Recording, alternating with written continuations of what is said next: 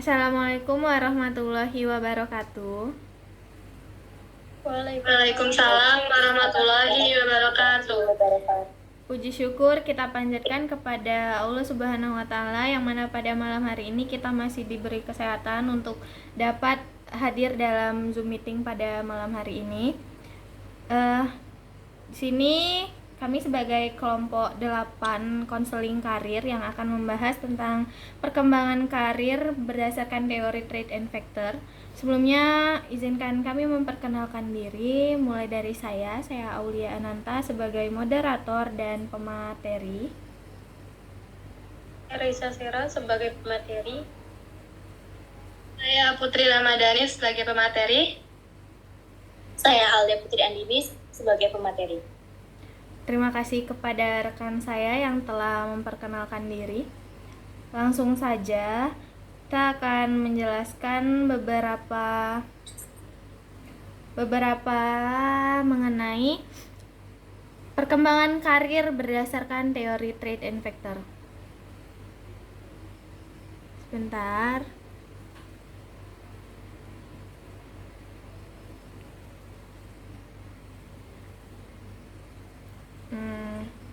Yang pertama adalah latar belakang dari teori trait and factor yang akan dijelaskan oleh Putri Ramadhani. Kepada Putri, saya persilahkan. Baik, terima kasih kepada moderator. Jadi materi konseling karir teori trait and factor ini dilatar belakangi dengan sebuah bimbingan dan konseling karir yang merupakan bagian penting dalam proses pendidikan. Yusuf 2002 mengemukakan kesuksesan pribadi itu dalam berkarir merupakan suatu hal produk yang saling berkaitan dengan individu selama masa hidupnya. Karir setiap individu selama hidupnya bukanlah suatu anugerah yang diberikan oleh orang lain, melainkan tercipta dan diciptakan oleh individu itu sendiri. Nah, biasanya karir dikaitkan dengan pekerjaan, akan tetapi di sisi lain karir dapat didefinisikan sebagai proses dalam mengaktualisasi diri individu agar mampu berkembang kemampuan yang dimiliki oleh individu tersebut, sehingga bisa meraih jabatan yang diinginkan dalam berkarir. Berdasarkan teori yang dikatakan bahwa trait itu bermakna sifat yang mengungkapkan kecerdasan, perhatian, dan kemampuan individu yang dapat diukur. Faktor maknanya mendefinisikan efisien yang dibutuhkan agar bisa menuju ke arah karir yang sukses. Nah, berdasarkan pandangan konseling trait and factor yang menggunakan tes pada psikologi dalam mendiagnosa kepribadian dari individu, dinyatakan bahwa memiliki relevansi yang berhasil maupun gagal untuk jabatan dan dalam mengikuti program studi pada individu tersebut. Kemudian lanjut konsep dasar. Nah, konsep dasar dalam teori trait and factor ini merupakan pandangan yang mengatakan bahwa kepribadian seseorang dapat dilukiskan dengan mengidentifikasi sejumlah ciri sejauh tampak dari hasil testing psikologis yang mengukur masing-masing dimensi kepribadian itu sendiri. Sejauh dampak dari hasil testing psikologi yang mengukur masing-masing dimensi kepribadian itu, konseling trait factor berpegang pada pandangan yang sama dan menggunakan alat tes psikologi untuk menganalisis atau mendiagnosis seseorang mengenai ciri-ciri atau dimensi atau aspek kepribadian tertentu yang diketahui mempunyai relevansi terhadap keberhasilan atau kegagalan seseorang dalam memangku jabatan dan mengikuti suatu program studi Williamson. Frank Parsons merupakan pakar yang mengembangkan teori trait and factor ini. Remaja banyak yang kesulitan dalam menentukan pekerjaan sesuai dengan minat dan bakat serta potensi mereka, sehingga Parsons itu mulai mencari cara agar bisa membantu para remaja tersebut. Menurut etimologi, terdapat dua kata dalam trait and factor, yaitu yang trait itu sendiri merujuk kepada karakteristik individu, ciri atau sifat yang bisa diukur. Contohnya yaitu bakat. Sedangkan faktor itu sendiri memiliki arti unsur yang berasal dari bahasa Inggris. Yang secara umum, tujuan konseling berdasarkan teori ini merupakan membantu memperjelas tentang diri individu yang bertujuan untuk pemahaman, menerima diri, mengarahkan diri, dan perwujudan diri. Yang dari saya serahkan kepada moderator. Terima kasih kepada rekan saya. Selanjutnya ada materi asumsi dasar dari teori trait and factor serta pendekatan teori trait and factor yang akan saya jelaskan sendiri. Menurut Miller dan kawan-kawan, mereka memiliki pandangan asumsi dasar konseling trait and factor, yaitu yang pertama, setiap orang memiliki ciri khas yang dapat diukur. Setiap orang itu memiliki ciri khas yang dapat diukur, artinya setiap orang itu berbeda, mereka memiliki keunikan yang sendiri. Lalu yang kedua, adanya model kepribadian pribadi yang unik dan dapat membuat setiap pekerjaan memiliki penampilan yang meyakinkan. Seperti yang saya bilang tadi, setiap pribadi itu memiliki keunikannya sendiri, sehingga mereka bisa menciptakan keunikan itu dalam berpenampilan dan meyakinkan orang lain. Lalu yang ketiga, dapat membuat kepribadian sebuah individu dan kebutuhan pekerjaan, pencocokan karakteristik untuk menyelesaikan suatu pekerjaan pada dasar yang masuk akal dan praktis. Lalu yang keempat, semakin dekat kecocokan antara karakteristik seseorang dan persyaratan pekerjaan yang dibutuhkan, semakin besar pula kemungkinan orang tersebut untuk berhasil. Di sini dapat diartikan bahwa keterampilan dari suatu individu itu merupakan suatu keberhasilan yang akan mereka capai nantinya. Lalu yang kelima ada, dari seseorang dapat dilihat bahwa kepribadian seseorang itu cocok untuk berbagai macam lingkungan, termasuk lokasi geografis, warisan budaya, latar belakang keluarga, kelas sosial, ekonomi, kondisi sekolah, dan kondisi iklim ekonomi. Artinya, seorang individu di sini dapat beradaptasi dengan lingkungan-lingkungan yang berbeda. Lalu yang keenam, dalam konteks yang lebih luas, konseling karir dapat disesuaikan dengan tugas-tugas perkembangan seperti pergi ke sekolah, merawat keluarga, atau gairah perencanaan. Selanjutnya ada pendekatan teori trait and factor. Menurut Saunders, bimbingan karir dengan pendekatan teori trait and factor merupakan bentuk bimbingan konseling yang menekankan pada menggali pemahaman terhadap diri melalui psikologi tes dan penerapan pemahamannya dalam memecahkan permasalahan yang dihadapi, terutama yang terkait dengan pemilihan program studi atau bidang pekerjaan.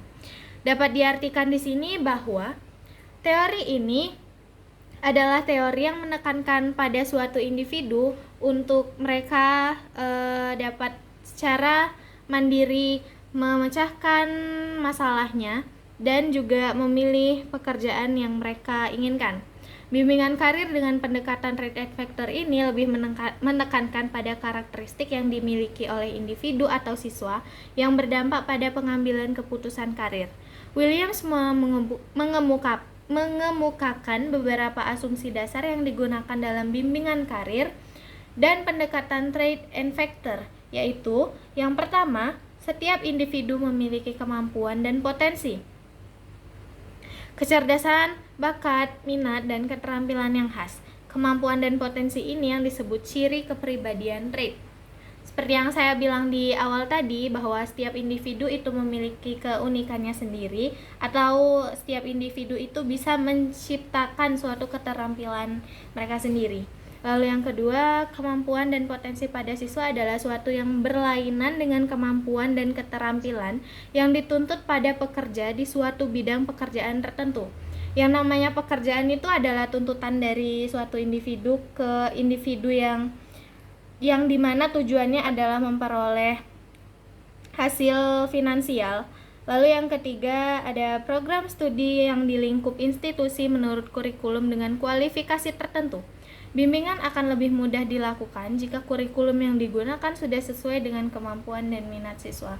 Artinya di sini, bimbingan karir dapat dilakukan apabila kurikulumnya sudah bisa diterima oleh mahasiswa atau siswa dalam melakukan pemilihan bidang pekerjaan atau karir ke depannya. Sekian dari saya. Selanjutnya akan dijelaskan oleh rekan saya. Kepada rekan saya silahkan. Baik, kepada moderator, terima kasih. Selanjutnya, saya akan menjelaskan tentang hakikat manusia terhadap teori trait and factor.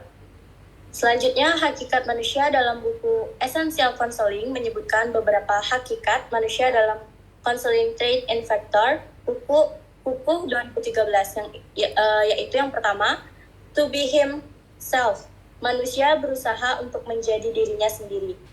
Yang kedua, manusia mempunyai potensi negatif.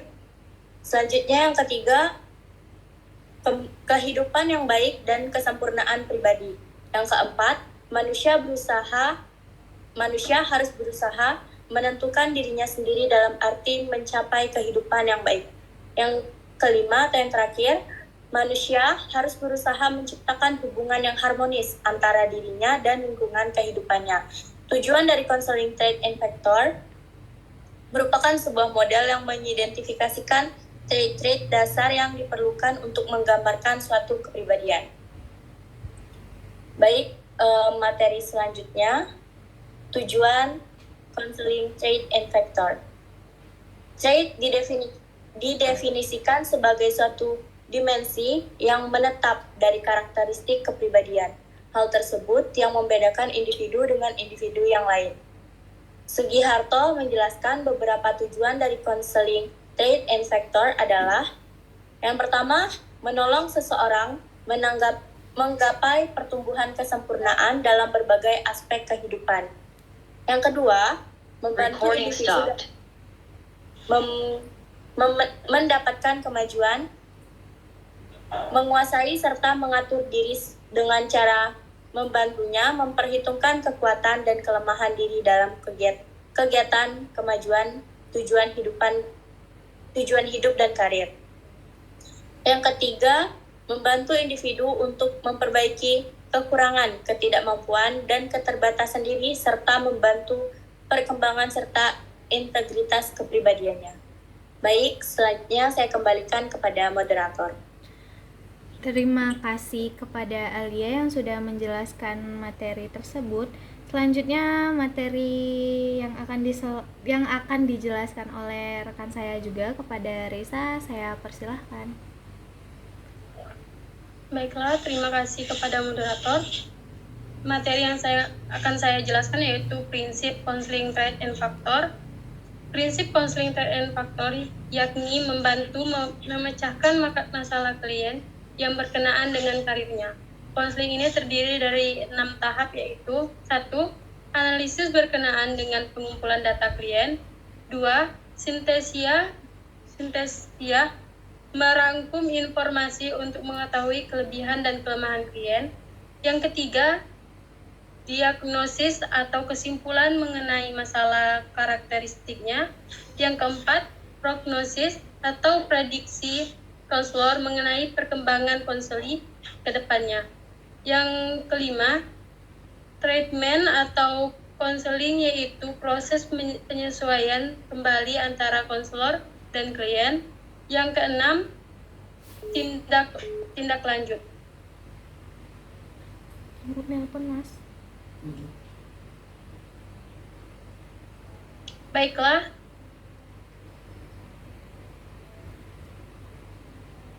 sebentar.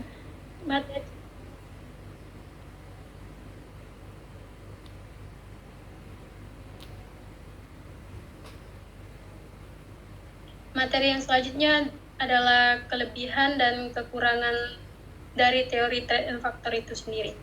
Kelebihannya dari teori ini yaitu memudahkan kalian untuk mendapatkan informasi kerja beserta syarat-syarat yang harus dimiliki. Kalian, Mas, Ibu tuh, Mas.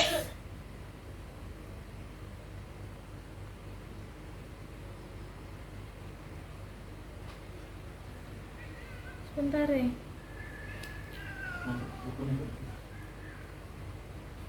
Baiklah, saya ulangi.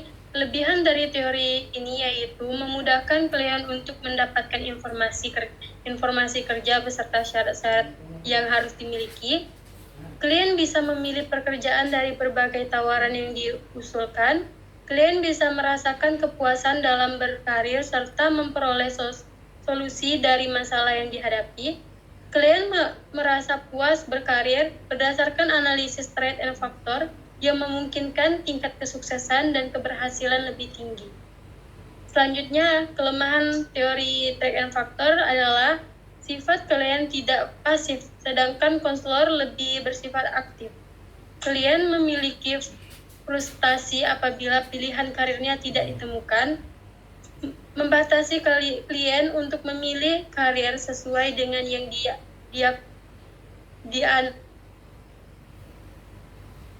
dianalisa berdasarkan sifat klien, dan juga pada konseling ini klien kurang mengetahui mengenai dirinya sendiri.